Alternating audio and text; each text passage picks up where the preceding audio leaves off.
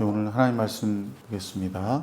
데살로니가전서 4장 13절부터 5장 11절까지 말씀입니다.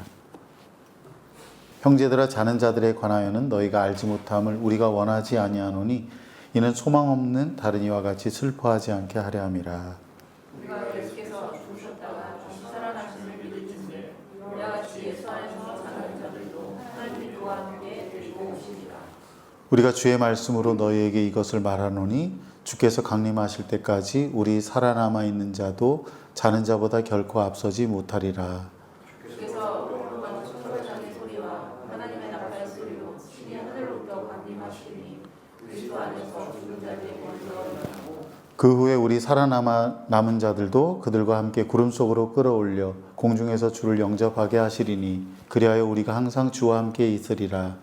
그러므로 이러한 말로 서로 유효하라. 형제들아, 때와 시기에 관하여는 너희에게 쓸 것이 없음은 주의 날에 밤을 불같이 이룰 줄을 너희 자신이 자세히 알기 때문이라. 그들이 평안하다 안전하다 할 그때에 임신한 여자에게 해산의 고통이 이름과 같이 멸망이 갑자기 그들에게 이르리니 결코 피하지 못하리라. 형제들아, 너희는 어둠에 있지 아니하며 그날이 불같이 너희에게 임하지 못하리니 너희는 다 빛의 아들이요 낮의 아들이라. 우리가 밤이나 어둠에 속하지 아니하나니 그러므로 우리는 다른 이들과 같이 자지 말고 오직 깨어 정신을 차릴지라. 자는 자들은 밤에 자고 취하는 자들은 밤에 취하되 우리는 낮에 속하였으니 정신을 차리고 믿음과 사랑에 신경을 붙이고 구원의 소망에 투구를 쓰자. 하나님이 우리를 세우심은 노하심에 이르게 하심이 아니요 오직 우리 주 예수 그리스도로 말미암아 구원을 받게 하심이라. 예수께서 우리를 위하여 죽으사 우리로 하여금 깨어있든지 자든지 각각 함께 깨어있게 하셨느니라. 같이 읽겠습니다. 그러므로 피차 권면하고 서로 덕을 세우기를 너희가 하는 것 같이 하라. 이것 좀 목에 좀 칼칼하게 돼가지고 오늘 이 본 말씀 가지고 우리의 소망에 대하여라는 제목으로 함께 말씀 나누겠습니다. 메시지 성경 데살로니가전서 머릿말에 이런 글이 있습니다. 우리가 미래를 어떤 식으로 그리느냐에 따라 현재의 모습이 달라지고 그날그날 이루어지는 행위의 윤곽과 사고의 품격이 결정된다. 기독교 신앙의 특징은 언제나 강력하고 분명한 미래관이었다. 그 미래관의 가장 구체적인 특징은 그리스도께서 다시 오신다는 믿음이다.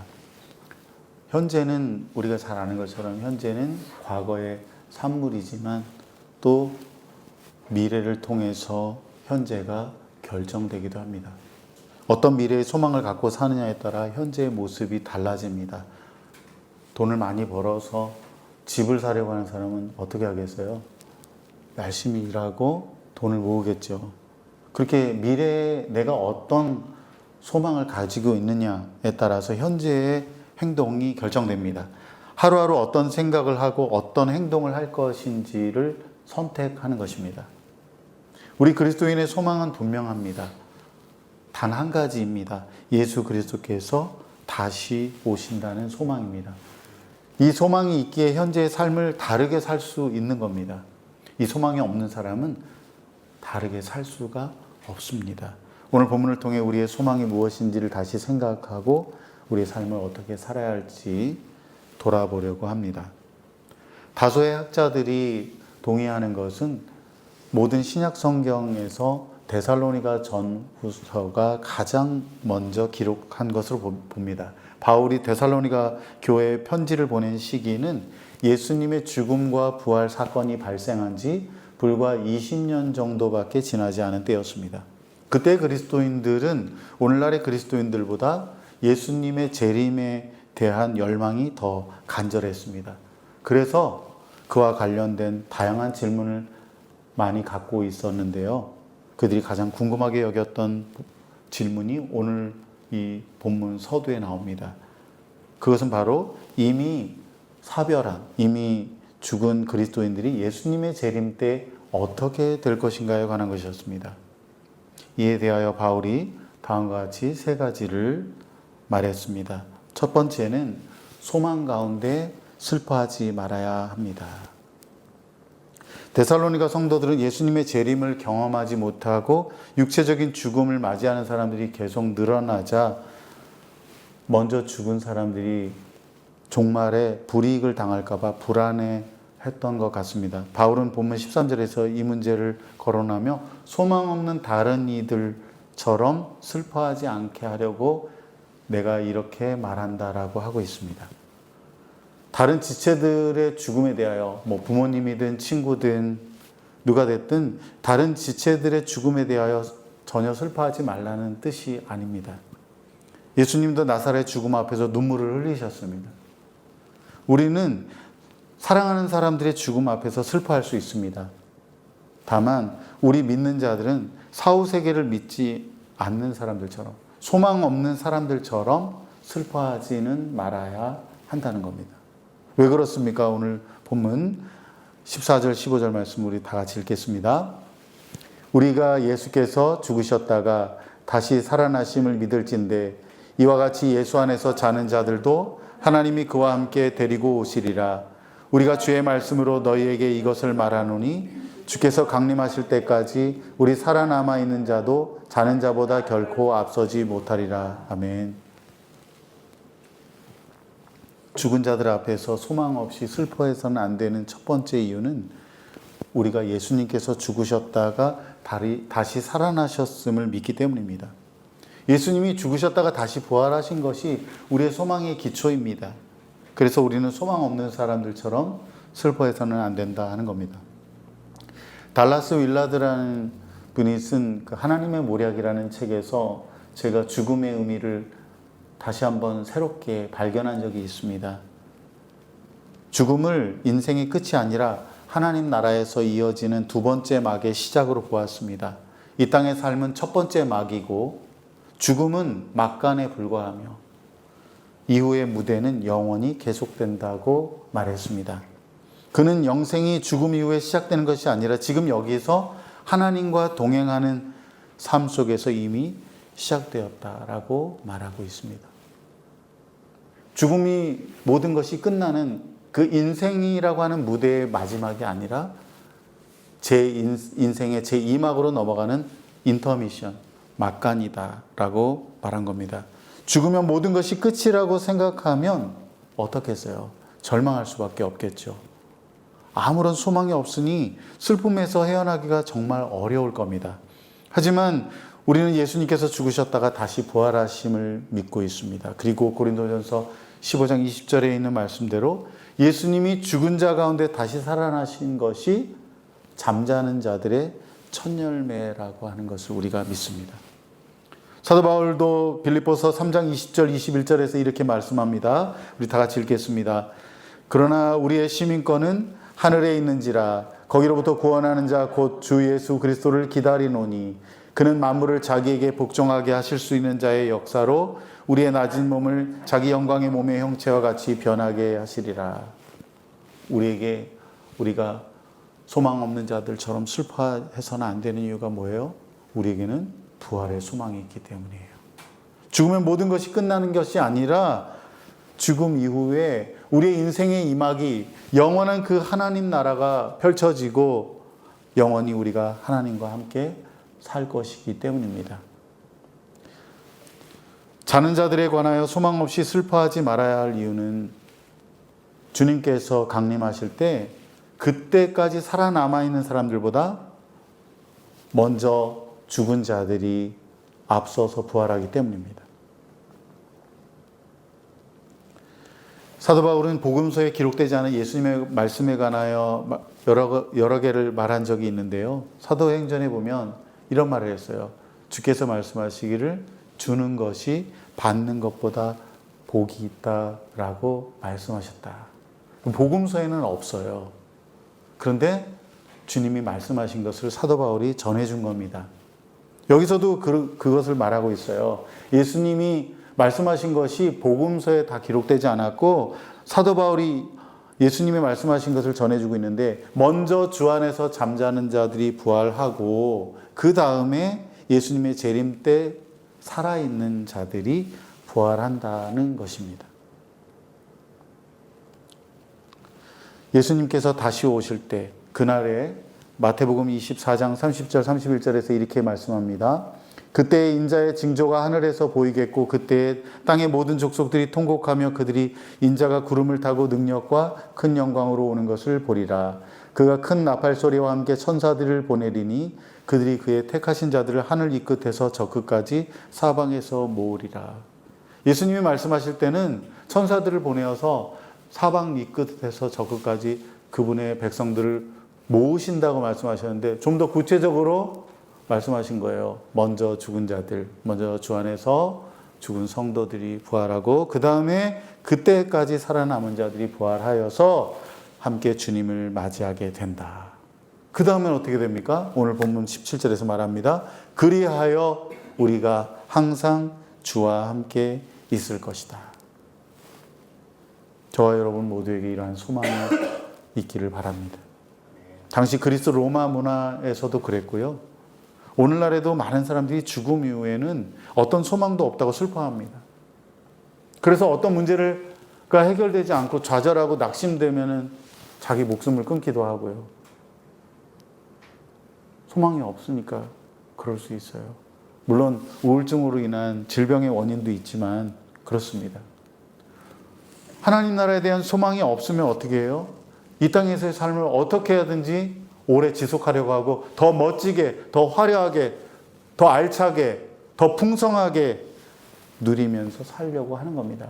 소망이 없으니까 그러는 거예요. 하지만 우리에게 소망이 있습니다. 예수님이 부활하신 것처럼 우리도 그날에 부활하게 될 겁니다. 우리는 영원히 우리 주님과 함께 살게 될 겁니다. 우리 모두에게 이러한 소망이 가득하기를 바라고 그래서 어떠한 어려움이 있든지 우리가 소망 가운데 기뻐할 수 있기를 바랍니다. 둘째는 소망 가운데 깨어 있어야 합니다. 바울은 데살로니가 성도들이 때와 시기에 관하여 집착하는 경향이 있다는 것을 알았습니다. 사도 바울이 데살로니가 교회 성도들과 있으면서 수도 없이 많이 말했는데도 불구하고 그들이 계속 그랬던 것 같아요.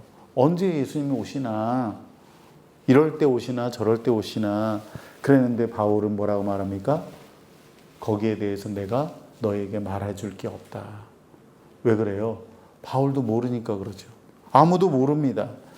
다만 예수님이 말씀하신 것이 있습니다. 주의 날이 밤의 도둑처럼 이르게 된다. 예기치 못한 때에 갑자기 오게 된다. 그런 말이에요. 여기 얼마나 갑작스럽게 그날이 임하게 되는지를 표현하는 말이 3절에 있습니다. 너희가 안전하다 평안하다 할 때, 너희가 안전하다 평안하다 할 때 어떤 때예요?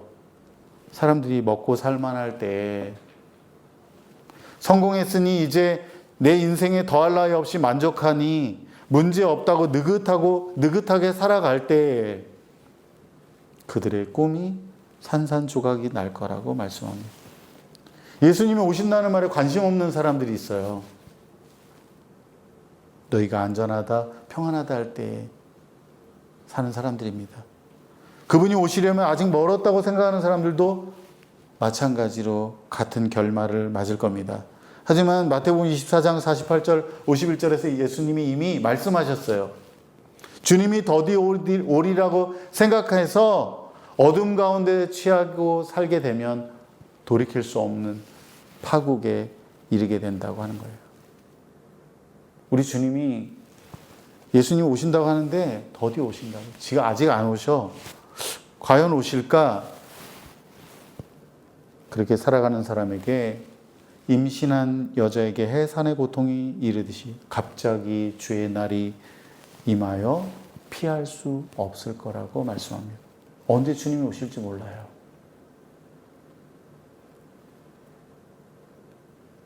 당장 내일이라도 오실 수 있겠죠. 평안하다 안전하다 할 때가 아닌가요? 그러나 갑자기 주의 날이 임하고 결코 피할 수 없는 종말이 도둑처럼 온다 해도 우리 믿는 자들은 두려워할 필요가 없다고 말씀합니다. 왜냐하면 우리는 어둠에 있지 않기 때문입니다. 우리말 성경으로 본문 4절부터 8절 말씀 읽겠습니다.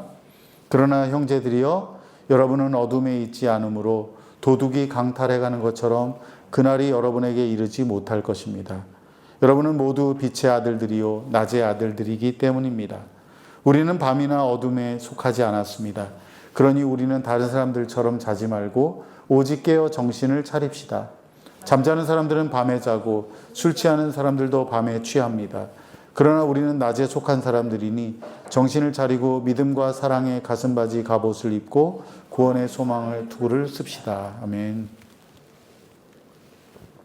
바울은 데살로니가 성도들을 믿는 사람들을 빛의 아들, 낮의 아들이라고 불렀습니다. 밤에 어두움에 속한 사람들은 잠에 빠져 있고 술에 취해 있습니다. 뭐예요? 정신이 몽롱한 상태에 있는 거죠. 그들은 주님의 날을 준비하기는 그냥 아예 무시하고 살아갑니다. 하지만 우리는 빛에 속한 사람들입니다. 낮에 속한 사람들입니다. 그래서 깨어서 정신을 차려야 합니다.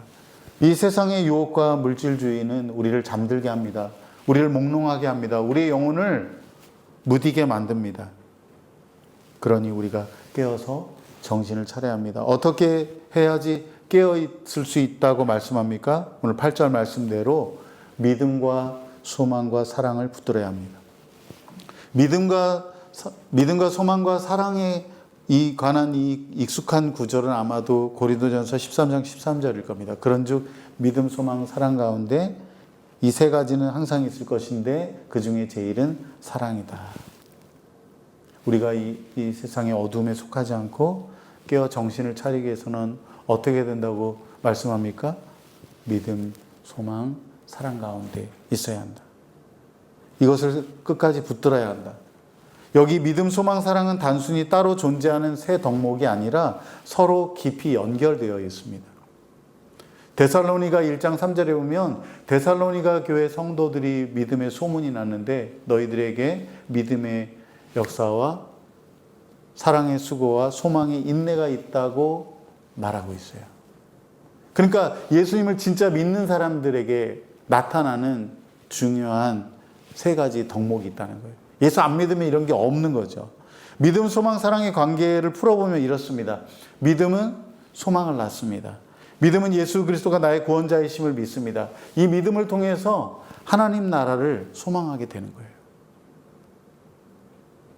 내가 이제 예수님을 믿어서 주님과 함께 다시 부활하고 영원한 하나님 나라에 살게 된다. 영원한 몸을 입어서 영원한 하나님 나라에서 영생을 누리고 살게 된다는 그 소망을 갖게 되는 거예요. 그 소망이 있는 사람은 어떤 삶의 변화가 나타나느냐? 사랑하게 된다는 거예요. 영원한 소망을 가진 사람은 어떤 어려움이 와도 흔들리지 않고 사랑을 실천합니다. 그런데 그런 소망이 없는 사람은 어떻게 하겠어요? 믿음이 없으면 소망이 없겠죠. 그걸 소망하지 않겠지요.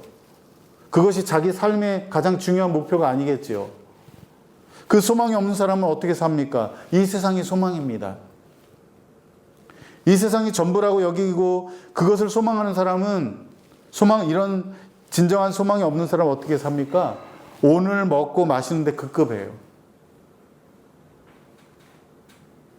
이 세상이 전부인 것처럼 살아갑니다.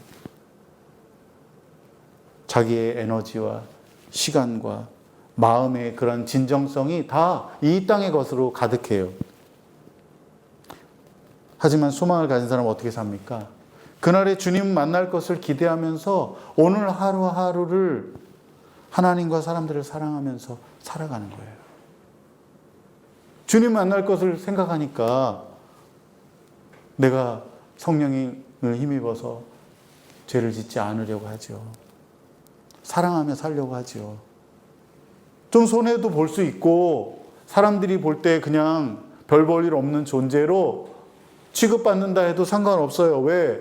소망이 있으니까. 내가 정말 힘써서 노력해가지고 땀 흘려 피 흘려 번 돈을, 그 귀한 돈, 생명을 어떻게 헌금합니까? 어떻게 다른 사람에게 나눠줄 수 있습니까? 하나님 나라 소망을 하니까 그런 거예요.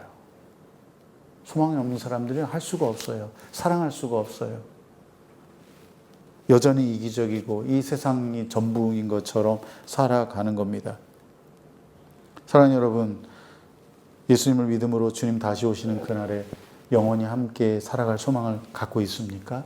그 소망으로 지금 공동체 안에서 또 세상 가운데 사람들을 사랑하고 살고 있습니까? 우리 모두가 깨어서 정신을 차리고 믿음의 역사와 사랑의 수고와 소망의 인내 가운데 살아갈 수 있기를 주의 이름으로 축복합니다. 마지막으로 세 번째는 소망 가운데 위로하고 권면해야 합니다. 우리 본문 4장 18절과 5장 11절 말씀 읽겠습니다. 그러므로 이러한 말로 서로 위로하라. 그러므로 피차 권면하고 서로 덕을 세우기를 너희가 하는 것 같이 하라. 아멘. 출처가 분명하지는 않다고 하는데 아프리카 속담에 이런 말이 있습니다. 빨리 가려면 혼자 가고 멀리 가려면 함께 가라. 혼자 길을 걸어가면은 잘할 수 있을 것 같아요. 경쟁적인 사람들은 더 그러겠죠. 그런데 오래 가지 못합니다. 인생은 긴 마라톤과 같아요. 내 욕심 부리고 내 실속만 챙기는 사람이 굉장히 빨리 가는 것 같지만 장기적인 안목에서 볼 때 인생을 끝까지 살아간다고 할 때에는 실패하는 경우가 많아요. 혼자 길을 걸어가면 잘할 수 있을 것 같지만 그렇지 않습니다. 오래 가지 못합니다. 다른 길로 가거나 넘어져도 누가 일으켜줄 사람이 없습니다. 물론 함께 가면 어때요? 속도가 느려질 수 있어요.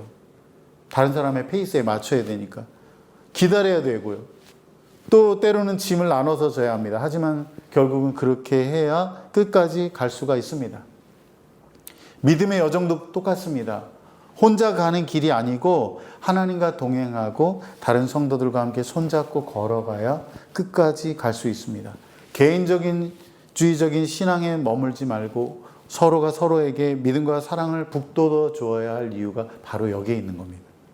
공동체와 함께 하지 않으면 믿음과 소망과 사랑의 삶을 깨어서 정신을 차리고 주님 오심을 기다리는 삶을 살아낼 수 없다는 겁니다.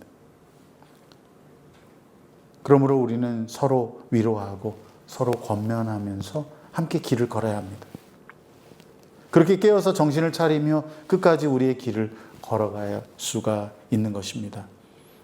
자칫 우리가 먹고 사는 일에만 몰두하다 보면 예수님이 산자와 죽은 자를 심판하러 다시 오신다는 이 말씀을 잊어버릴 수가 있어요. 우리의 소망이 흐려질 수가 있어요. 세상의 여러 가지 유혹이나 영광에 정신이 흐려져서 잠들 수 있습니다. 그럴 때마다 우리가 서로를 위해서 기도해 줘야 돼요. 아무아무 형제가 정신을 차리지 못하고 있습니다. 아무아무 자매가 지금 영적으로 잠들어 있습니다. 서로 기도해 주고 권면하고 세워주면서 위로해 주면서 격려하고 권면하면서 다시 정신을 차리고 우리의 소망을 붙들 수 있도록 해줘야 합니다. 그렇게 우리 모두가 이 마지막 때를 깨어서 살아갈 수 있기를 바랍니다. 말씀을 맺습니다. 우리는 소망 가운데 슬퍼하지 말아야 합니다. 왜 그렇습니까? 주 안에서 죽는 사람들은 모두 주님이 다시 오시는 그날에 부활하여 영원히 주님과 함께 있게 될 겁니다. 이것이 우리의 유일한 소망입니다. 우리는 소망 가운데 깨어 있어야 합니다. 다른 사람들처럼 소망 없는 사람들처럼 잠을 자거나 취해서 살지 말고 깨어 있어야 합니다. 이를 위해서 믿음으로 하나님 나라를 소망하고 그 소망 가운데에서 매일매일 만나는 사람들을 사랑할 수 있기를 바랍니다. 특별히 공동체가 중요한데요. 우리는 소망 가운데 서로 위로하고 권면해야 합니다. 우리 모두가 공동체 안에서 믿음과 소망과 사랑을 지속할 수 있기를 바랍니다. 우리 모두가 우리의 소망대로 그날의 기쁨으로 주님을 맞이할 수 있기를 주님의 이름으로 축복합니다. 기도하겠습니다.